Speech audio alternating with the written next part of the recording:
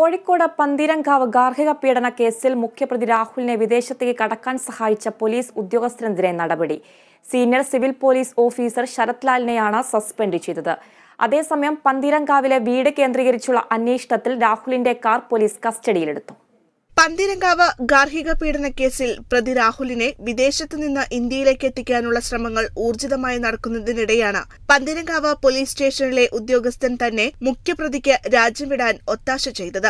Senior civil police officer Sarath Lal രാഹുലിനെ ബംഗളൂർ വഴി സിംഗപ്പൂരിലേക്ക് എത്താൻ സഹായിച്ചതായും സുഹൃത്ത് രാജേഷുമായി സാമ്പത്തിക ഇടപാട് നടന്നതായും അന്വേഷണ സംഘം കണ്ടെത്തിയതിന്റെ അടിസ്ഥാനത്തിലാണ് സീനിയർ സിവിൽ പോലീസ് ഓഫീസറെ സസ്പെൻഡ് ചെയ്തത്.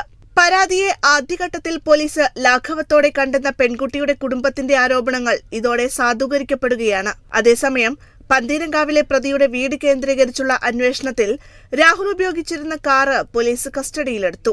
കാറിനകത്ത് രക്തക്കറ കണ്ടതായും അന്വേഷണ സംഘം വ്യക്തമാക്കി. ഫോറൻസിക് വിദഗ്ധരുടെ വിശദമായ പരിശോധനകൾക്ക് ശേഷം മാത്രമേ രക്തക്കറ ഇരയായ പെൺകുട്ടിയുടേത് തന്നെയാണോ എന്ന കാര്യത്തിൽ വ്യക്തത വരികയുള്ളൂ. രാഹുലിനെ വിദേശത്ത് നിന്ന് തിരികെ എത്തിക്കാനുള്ള നടപടികളും ത്വരിതപ്പെടുത്തിയിട്ടുണ്ട്. രാഹുലിന്റെ അമ്മയുടെയും സഹോദരിയുടെയും മുൻകൂർ ജാമ്യാപേക്ഷ കോഴിക്കോട് ജില്ലാ കോടതി നാളെ പരിഗണിക്കും. Kerala vision news, Kozhikode.